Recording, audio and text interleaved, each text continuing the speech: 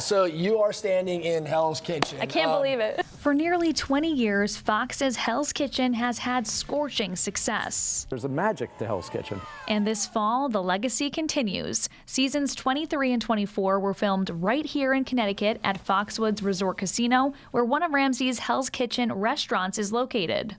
Listen, season 3 I'd be happy with, but we're on season 23 and 24. So that only happens when magic happens, and we have an amazing team. Fox 61 got a behind-the-scenes look at where all the drama goes down. Station where the risottos are made.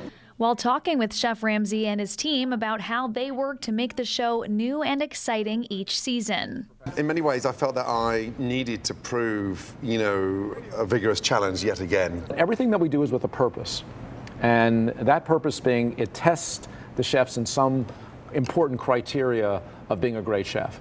For season 23, that meant pinning head chefs against one another. But honestly, 18 head chefs in one kitchen was, at the beginning, Can only imagine.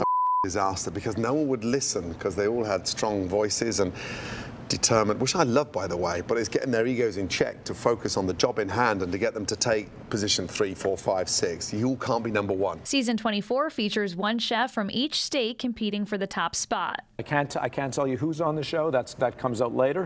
But there are definitely the East Coast is represented. Sous chefs Michelle Tribble and James Avery have experienced the heat firsthand, with Michelle being a past Hell's Kitchen winner herself. Being a contestant is nerve-wracking, and really it's adrenaline every single day. And being a sous chef is pretty similar, except that I don't have the stress of trying to win the show. They say that working with Chef Ramsay is a treat, and they've managed to dodge some of his infamous hilarious insults. Have either of you been blessed with a nickname from Chef Ramsay?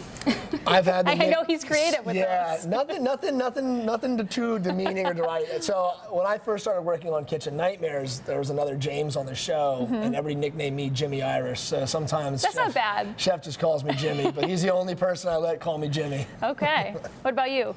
Yeah, I mean, I don't have a nickname, but I went from being Michelle the contestant to now Chef Michelle, so I'd like to think that that's my nickname. Little badge of honor there. Yes, exactly. As for Chef Ramsay, well, this show has surpassed his expectations. I begged Fox to let me run a restaurant. You run a show, do all the little fancy bits with the lighting and the cues, etc., but I need a reservation book, I need customers, and I need talented, hungry contestants that want a life-changing prize.